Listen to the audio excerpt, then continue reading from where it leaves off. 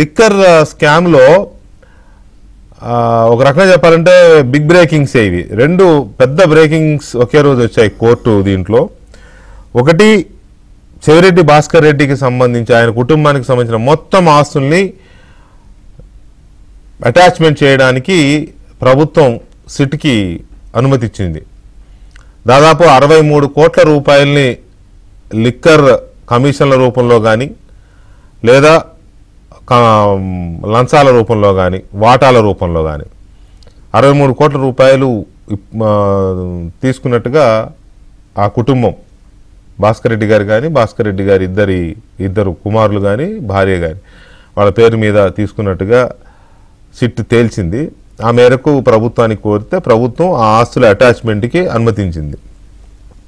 So ఆ మేరకు చెవిరెడ్డి భాస్కర్ రెడ్డి గారి పేరు మీద అండ్ కుమారులు ఇద్దరు మోహిత్ రెడ్డి అండ్ హర్షిత్ రెడ్డి వాళ్ళ పేర్ల మీద, అలాగే లక్ష్మి గారు చెవిరెడ్డి భాస్కర్ రెడ్డి గారి సతీమణి వారి పేరు మీద ఉన్న కేవీఎస్ ఇన్ఫ్రా దానికి ఆమె ఎండి, అలాగే సిఎంఆర్ ఇన్ఫ్రా చెవిరెడ్డి హర్షిత్ రెడ్డి కంపెనీ ఇది, వీటికి సంబంధించిన ఆస్తులను కూడా అటాచ్ చేయమని చెప్పారు.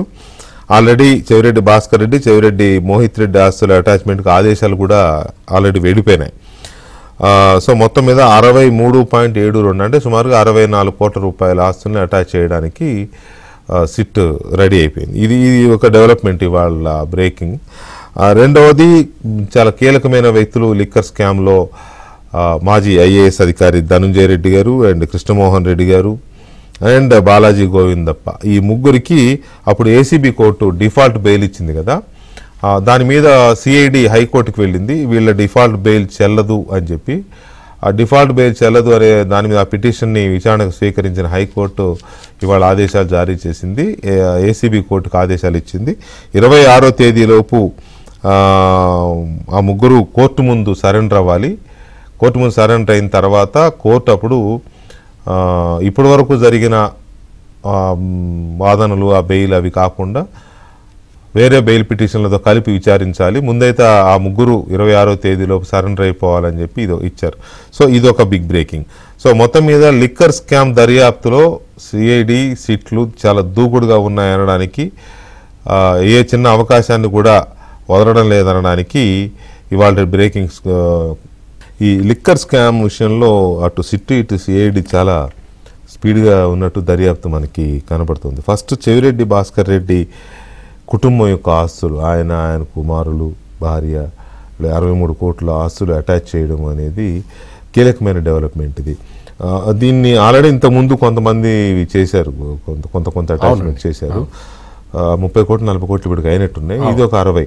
సో దీన్ని బట్టి స్కామ్ జరగలేదు అనే వాళ్ళకి అర్థమైపోవట్లా స్కామ్ జరిగినట్టు. మీ అనాలిసిస్ ఏంటి దీని మీద చెవిరెడ్డి? ఇప్పుడు ఇంత వేల కోట్ల రూపాయల ఆస్తులు షార్ట్ స్పాన్లో పోగేయటం అంటే అక్రమం చేయకుండా సాధ్యం కాదు. మామూలుగా వ్యవసాయం చేసి వరి పండించి చేద్దామంటే కుదిరే పని కాదు. ఇట్లా మీరు ఇన్ని ఆస్తుల్ని ఎట్లా అంటే, ఇప్పుడు వీళ్ళు జప్తు చేయటం కూడా మామూలుగా ఏదో ఆషామాషిగా చేయరండి. ఈ ఆస్తులన్నీ కూడా ఎప్పుడు కూడబెట్టారు అనేది ఎస్టాబ్లిష్ చేయగలిగితేనే రాష్ట్ర ప్రభుత్వం టైం కూడా ఇవ్వ. అందుకనే మీరు గమనించారో లేదో, అంతకు ముందర రాజకసిరెడ్డి ఆస్తుల్ని స్వాధీనం చేసుకున్నప్పుడు ఆయన చెప్పాడు, నేను ఈ ఆస్తిని నేను ఎప్పుడో కొన్నాను, అది ఆ పేరు మీద ఉంది, ఏదో చెప్పాడు. సో అందుకని ఆస్తులు ఎప్పుడు కొన్నారు అనే టైం ఫ్రేమ్ కూడా నిర్ధారించకుండా ఈ పని చేయలేరు. ఈ పని చేశారు అంటే లీగల్గా ఉన్న ఇవన్నీ స్క్రూటినీ చేసుకున్న తర్వాతే చేసి ఉంటారు. అందువల్ల ఇక్కడ మనకి నేను మొదటి నుంచి చెప్తూనే ఉన్నాను, మీ డిబేట్లో కూడా 2-3 సార్లు చెప్పాను, ఈ లిక్కర్ కుంభకోణానికి సంబంధించి 2 రకాల ఛానల్స్లో డబ్బులు వసూలు చేశారు.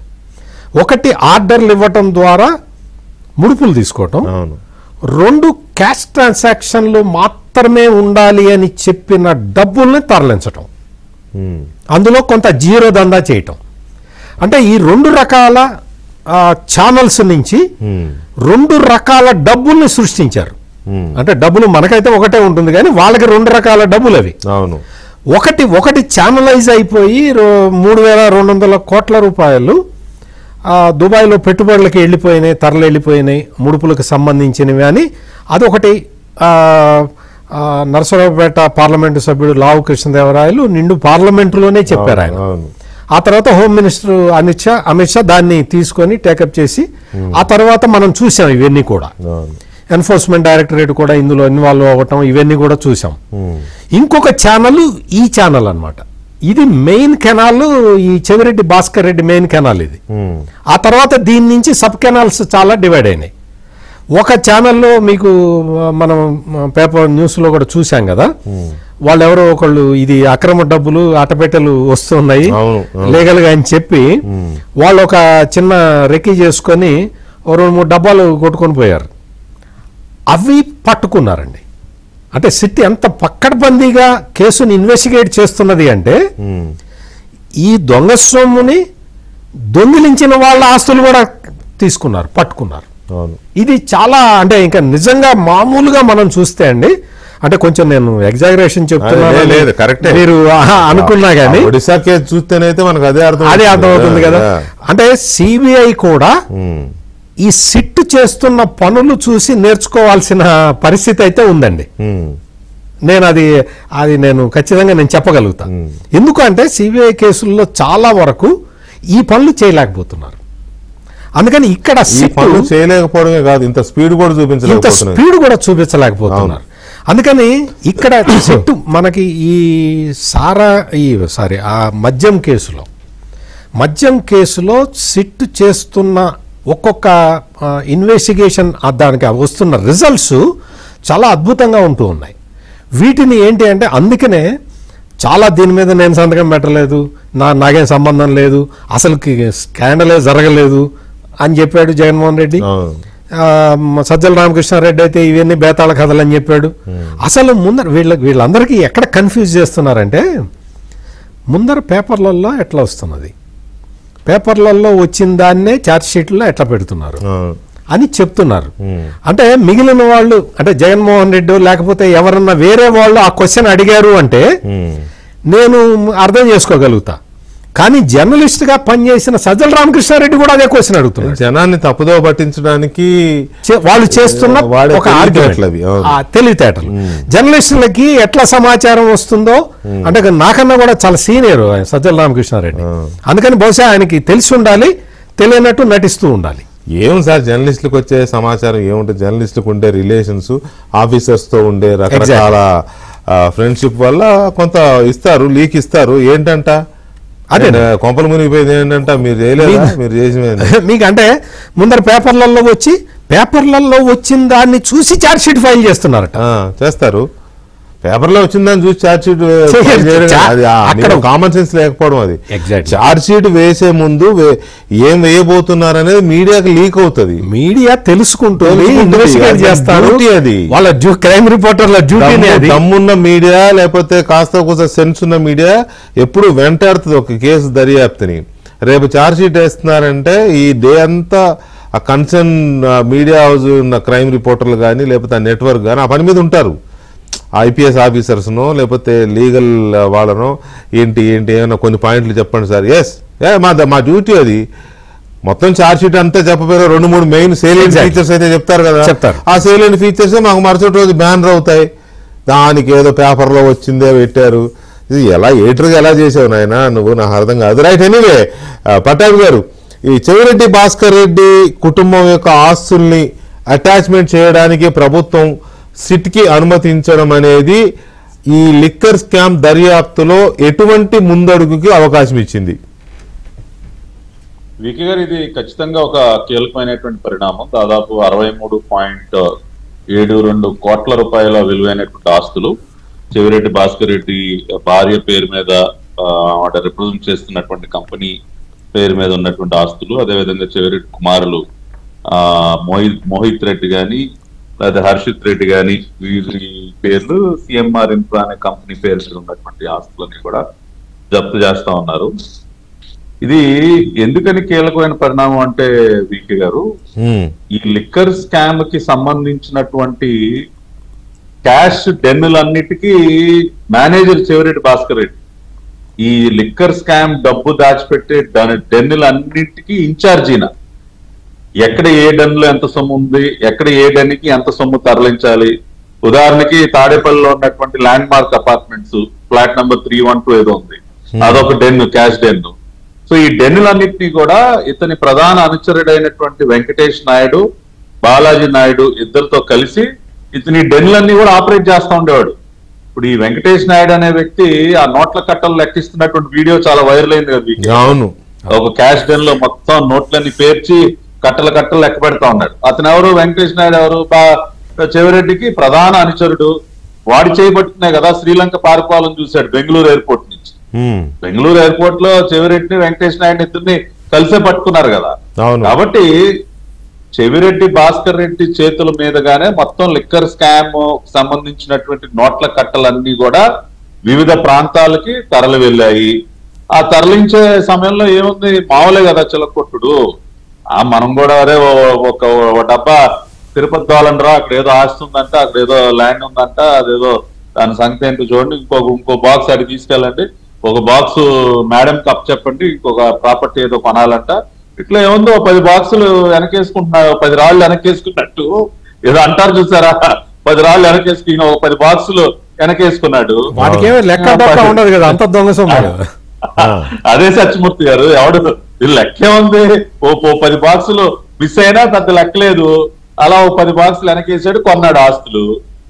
కాబట్టి ఖచ్చితంగా మరి అటాచ్మెంట్ ఇచ్చిన దీంట్లో ఆల్మోస్ట్ అన్ని భూములే, అన్ని ఆ చుట్టుపక్కల వాళ్ళ పరిధిలో ఉన్న తహసీల్దార్ ఆఫీసుల్లోనో సబ్ రిజిస్ట్రార్ ఆఫీసుల్లోనో దొరికిన రికార్డ్స్, చేసిన రిజిస్ట్రేషన్ ఆధారంగా అటాచ్మెంట్స్ ఇస్తున్నారు.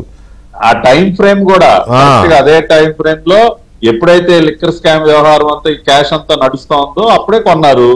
ఈ డబ్బులు కూడా వాళ్ళ కొడుకు చెవిరెడ్డి మోహిత్ రెడ్డి తుడా చైర్మన్ ఉండేవాడు. ఆ తుడాకు సంబంధించినటువంటి వెహికల్స్ లోనే ఈ డబ్బులు తరలించేవాళ్ళు. చెవిరెడ్డి భాస్కర్ రెడ్డి అరెస్ట్ అయినప్పుడే కొన్ని రోజులు ఎగిరెగిరి పడేవాడు, అరుపులు కేకలు చిందులు. ఎప్పుడైతే గూగుల్ టేక్అవుట్ అతని కాల్ రికార్డ్స్ వీడియోగ్రాఫిక్ ఎవిడెన్స్ తో సహా, ఇదిగో నాన్న బుజ్జి, ఇదిగో నువ్వు ఈ డెన్ దగ్గర ఈ రోజున ఉన్నావు, ఇదిగో ఈ క్యాష్ డెన్ దగ్గర, ఇదిగో నీ లొకేషన్ ఇక్కడ ఉంది అని ఎప్పుడైతే ఎవిడెన్స్ చూపించారో మొత్తం నోటికి తాళం పడినట్టు అయిపోయింది.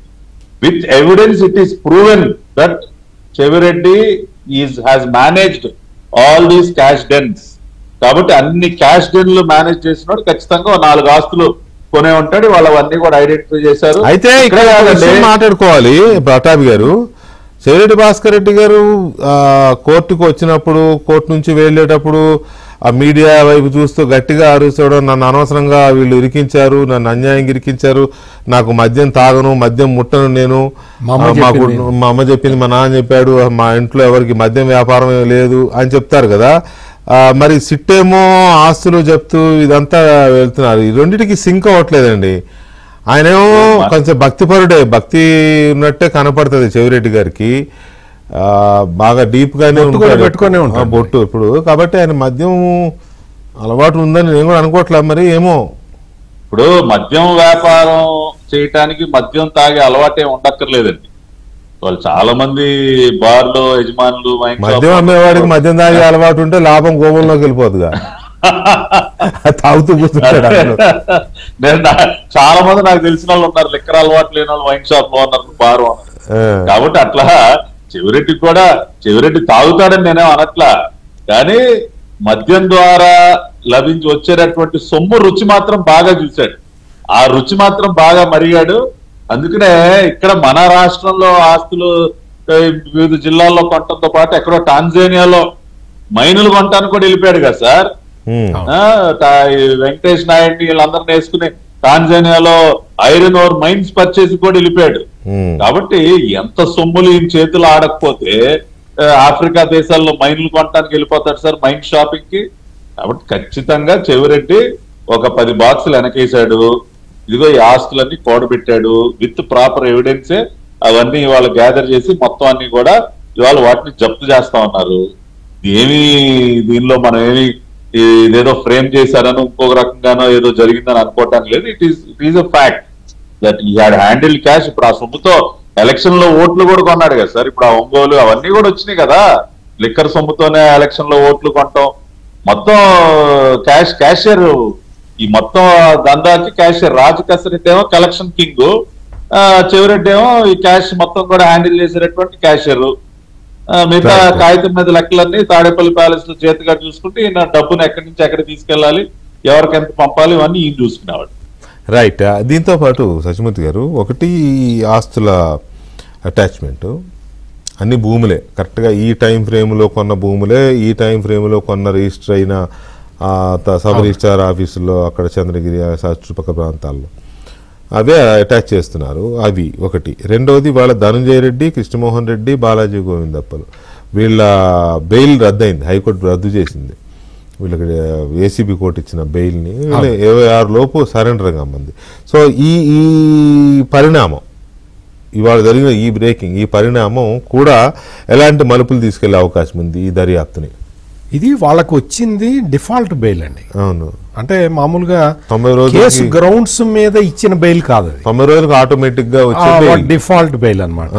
దానికి సిట్టు చెప్పిన ఆర్గ్యుమెంట్ ఏంటి అంటే, మేము అంటే ప్రిస్క్రైబ్డ్ టైం లోపల మేము ఛార్జ్షీట్ ఫైల్ చేశాము, కానీ మేము ఛార్జ్షీట్ ఫైల్ చేయటానికి ముందు వీళ్ళు మాకు డిఫాల్ట్ బెయిల్ ఇవ్వాలి అని పిటిషన్ వేసుకున్నారు. ఆ పిటిషన్ మీద కోర్టు ఈ జడ్జిమెంట్ ఇచ్చింది. తర్వాతి అంటే ముందర వాదనలు అయిపోయిన తర్వాత రిజర్వ్ చేశారు కొంత. ఆ టైంలో జరిగిన డెవలప్మెంట్స్ని కోర్టు పట్టించుకోలేదు అనేది సిట్టు వాదన అన్నమాట. వాళ్ళు అప్పీల్కి వెళ్ళిన విషయం అది. సో దాన్ని చూసిన తర్వాత డిఫాల్ట్ బెయిల్స్ రద్దు చేసింది. రెగ్యులర్ బెయిల్ మీకు కావాలంటే మళ్ళీ మీరు ఐఏసీబీ కోర్టుకి వెళ్ళండి అని చెప్పారనమాట. సో ఇది జరిగింది. ఇది నిజంగా కూడా ఏంటి అంటే ఒక చాలా సీరియస్ డెవలప్మెంట్ అండి ఇది. అంటే న్యాయ వ్యవస్థ ఎంత కీన్గా పనిచేస్తున్నది అంటే ఇటువంటి అంటే క్రిమినల్ నేరాలకి సంబంధించి న్యాయ వ్యవస్థ ఎంత స్పష్టమైన ఆదేశాలు ఇస్తున్నది అనటానికి ఇది చాలా గొప్ప ఉదాహరణ అండి. అంటే ముందర అంటే న్యాయస్థానాలని తప్పుదో పట్టించటానికి వీళ్ళు అంటే ఈ నేరాలతో సంబంధం ఉన్న వ్యక్తులు ఏ విధంగా ప్రవర్తిస్తారు, దాన్ని కోర్టుల్లో ఎట్లా సవాల్ చేసి మళ్ళీ రీబౌన్స్ చేసుకుంటారు అనే దానికి ఇది ఒక క్లాసిక్ ఎగ్జాంపుల్ అండి. ఇది ఏంటి అంటే కేసు చాలా బలంగా ఉంది అనటానికి ఇటువంటివన్నీ నిదర్శనాలు. మేము ఇది మామూలుగా ఏమీ లేదు, కేసు ఏమీ లేదు, ఇదంతా చంద్రబాబు చెబుతున్న బేతాళ కథ అని చెప్పచ్చు, చాలా మంది బుక్కాయించచ్చు. కానీ ఆన్ రికార్డు చూస్తే అంటే న్యాయ వ్యవస్థ పరంగా చూసినా కానీ, సిట్టు దర్యాప్తు చేస్తున్న విషయాల ఆధారంగా చూసినా కానీ ఇందులో కేసు ఉన్నది. పైగా ఇంకొకటి వెంకటేశ్వర గారు, ఇక్కడ మనం గమనించాల్సిన విషయం ఏంటంటే పెద్దిరెడ్డి మిథున్ రెడ్డి దగ్గర నుంచి ధనంజయ రెడ్డి, ఈ కృష్ణమోహన్ రెడ్డి వీళ్ళందరూ కూడా రిలీఫ్ కోసం సుప్రీంకోర్టు దాకా వెళ్ళారు. సో సుప్రీంకోర్టు కూడా వీళ్ళకి రిలీఫ్ ఇవ్వలేదు. అంటే దాని అర్థం ఏంటి అంటే కేసులో ప్రైమా ఫేసి ఉన్నట్టు. ఆ తర్వాత జరుగుతున్న ఈ డెవలప్మెంట్లన్నీ చూసినా కానీ కేసు చాలా బలంగా వెళ్తున్నది, ముందరికి వెళ్తున్నది అనే మనం ఒక నిర్ధారణకి రావచ్చు. ఈ జరుగుతున్న పరిణామాలు చూస్తే ఈ వీళ్ళకి బెయిల్, డిఫాల్ట్ బెయిల్ మంజూరైన తర్వాత మామూలుగా ఈ కేసుని ఫాలో అవుతున్న తెలుగుదేశం పార్టీ అభిమానుల్లో కొంత అలజడి వచ్చింది. ఇది ఆటోమేటిక్గా వాళ్ళకి డిఫాల్ట్ బెయిల్ వచ్చేసింది, సిట్టు దర్యాప్తు కరెక్ట్గా జరగట్లేదా, లేదు కోర్టులో వాదనలు సరిగ్గా వినిపించటం లేదా అన్న డౌట్లు కొంతమంది ఈ తెలుగుదేశం సోషల్ మీడియాలోనే వచ్చినాయి. వాస్తవమే. ఇప్పుడు జరిగిన అంటే ఈ లేటెస్ట్ డెవలప్మెంట్ అటువంటి వాటన్నిటికీ కూడా సమాధానం. ఇది ఒక రకంగా చూస్తే ఏంటి అంటే మనకి జ్యుడిషియరీ మీద మనకి గౌరవం పెరిగే డెవలప్మెంట్ ఇది. ఓకే. ప్లస్ సిట్టు చేస్తున్న ఇన్వెస్టిగేషన్ కరెక్ట్ డైరెక్షన్లో వెళ్తున్నది. అంటే ఎట్లా డిజైరబుల్ రిజల్ట్ రావటానికి అనుగుణంగా వాళ్ళు కరెక్ట్గా ఇన్వెస్టిగేట్ చేస్తున్నారు అనేది వీటితోటి రుజువు అవుతున్నదండి. ఇది అంత ఈజీగా వెళ్ళంగానే ఆధారాలు దొరికే కేసు కాదు ఇది. అంతే కదా, ఎస్టాబ్లిష్ చేయాలి, ఎస్టాబ్లిష్ ఆధారాలను చేయాలి. establish ఎందుకంటే ఈ కేసులో ఇన్వాల్వ్ అయి ఉన్న వాళ్ళేదో మొదటిసారి నేరం చేసేవాళ్ళు కాదు, లేదు వాళ్ళేదో మామూలుగా సాధారణ సామాన్య ప్రజలు కాదు బెదిరిస్తే చెప్పటానికి. అందుకని వాళ్ళ మైండ్ సెట్ ఎంత పకడ్బందీగా ఉంటుంది అంటే కేసుని కళ్ళార్పకుండా మిస్లీడ్ చేసే అంత పకడ్బందీగా వాళ్ళు ఆర్గ్యూ చేయగలుగుతారు. అటువంటి ఆర్గ్యుమెంట్లను కూడా తట్టుకొని సిట్ ముందరికి వెళ్తున్నది అనేది ఇటువంటి వాటి వల్ల ఎస్టాబ్లిష్ అవుతున్నదండి. రైట్. పట్టాభి గారు, నిజానికి లిక్కర్ స్కామ్ దర్యాప్తు లేట్ అవుతోందని, లేకపోతే ఎవరెవరో రాజీ పడిపోయారని, ఇది ముందుకెళ్ళదని, ఇట్లాంటి రకరకాల అనుమానాలు, అపోహలు, లేకపోతే ఇంకా చాలా చర్చ జరుగుతూ ఉన్నాయి కదా. ఈ సందర్భంలో ఇవాళ వచ్చిన ఈ 2 బ్రేకింగ్స్, ఒకటి చెవిరెడ్డి గారి ఆస్తుల అటాచ్మెంట్స్, రెండోది కీలకమైన వ్యక్తులు ఈ 3 ధనంజయ రెడ్డి, కృష్ణమోహన్ రెడ్డి, బాలాజీ గోవింద్ అప్పల బెయిల్ క్యాన్సిల్ అవ్వడం, దీన్ని చూసినప్పుడు ఈ దర్యాప్తులో వచ్చిన ఈ బ్రేకింగ్స్ని మీరేమనుకుంటున్నారు? ఈ బెయిల్ రద్దు దాన్ని తర్వాత ఇది నెక్స్ట్ లెవెల్కి వెళ్ళిపోయినట్టేనా? ఇంకా ఈ దర్యాప్తు నెక్స్ట్ లెవెల్ అంటే తెలుసు మనం చెప్పవసరలా, సో అక్కడ దాకా వెళ్ళినట్టే అనుకోవచ్చా?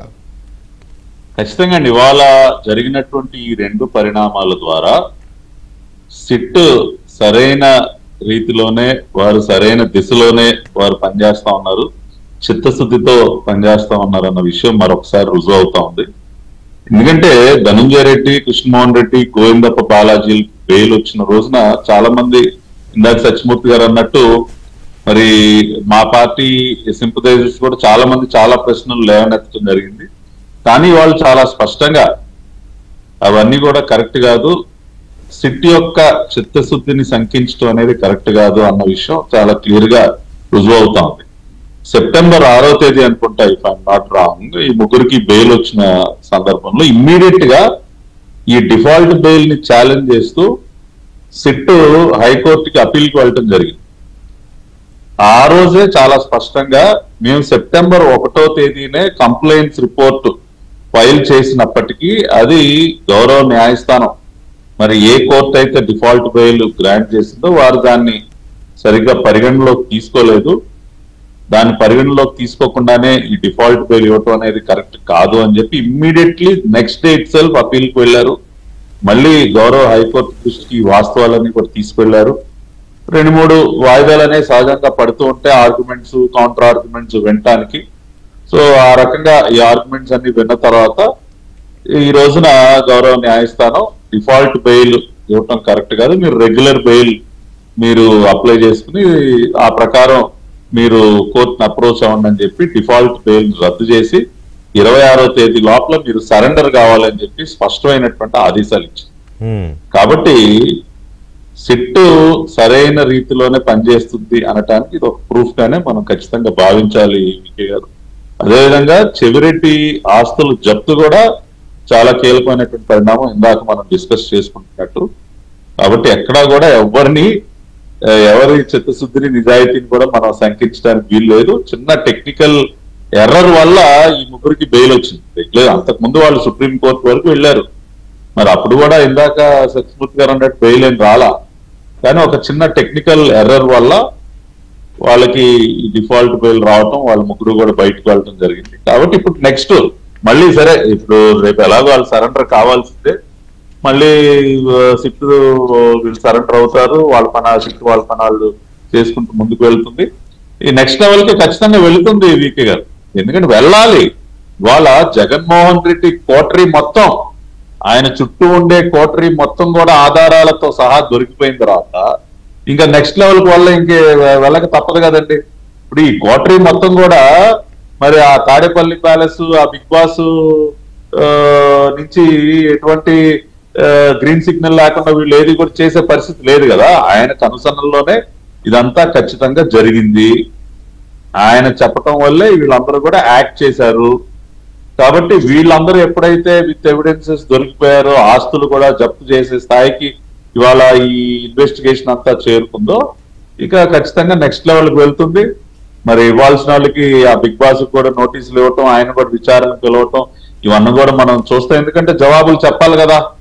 ఇవాళ right from the stage of changing the excise policy, అసలు ఉన్నటువంటి ఎక్సైజ్ పాలసీని దేనికి మార్చవలసి వచ్చింది, ఏ దురుద్దేశంతో మీరు ఎక్సైజ్ పాలసీని మార్చారు, ఏ స్కామ్ కు శ్రీకారం చుట్టడం కోసం మీరు ఆ పాలసీని, గతంలో ఉన్న పాలసీని రద్దు చేసి మీకు అనుగుణంగా మీకు అనుకూలంగా ఒక పాలసీని తీసుకొచ్చారన్న ప్రశ్న నుంచి ఇంకా అనేక రకాలైనటువంటి ప్రశ్నలకి మాజీ ముఖ్యమంత్రి గారు జవాబు చెప్పి తీరాల్సిందే, దానిలో ఎటువంటి అనుమానం లేదు. రాజ్ కసిరెడ్డిని ఏ దురుద్దేశంతో తీసుకొచ్చి మరి ఐటీ అడ్వైజర్ గా పెట్టారు, వాసుదేవ రెడ్డిని ప్రత్యేకంగా ఏరుకోరి తీసుకొచ్చి బెవరేజెస్ కార్పొరేషన్ కి ఎండీగా ఎందుకు పెట్టారు, సత్యప్రసాద్ తీసుకొచ్చి అక్కడే బెవరేజెస్ కార్పొరేషన్ లో ఎందుకు కూర్చోబెట్టారు, ఇవన్నీ ముఖ్యమంత్రి గారి సంతకంతోనే జరిగినటువంటి వ్యవహారాలు కదండి. ఇవన్నీ కూడా ముఖ్యమంత్రి గారి ఆమోదంతో జరిగినటువంటి నియామకాలే. కాబట్టి ఆయన ఏరుకోరి కొంతమంది వ్యక్తులు తీసుకొచ్చి దేనికి కూర్చోబెట్టాడు అంటే ఇదిగో ఈ స్కామ్ చేయటం కోసమే. కాబట్టి ఇటువంటి అనేక ప్రశ్నలకి జవాబులు రాబట్టాల్సిన అవసరం కాబట్టి సో ఆ సన్నివేశం కూడా చూస్తాం సార్. రేపు కోర్టు మెట్లెక్కే సన్నివేశం మనం చూస్తున్నాం, అతి త్వరలోనే సిట్ కార్యాలయం యొక్క మెట్లెక్కే సన్నివేశం కూడా మనం ఖచ్చితంగా చూస్తాం. సత్యమూర్తి గారు నిజంగానే ఆయన అన్నట్టు ఆ సిచ్యువేషన్ వస్తుందంటారా?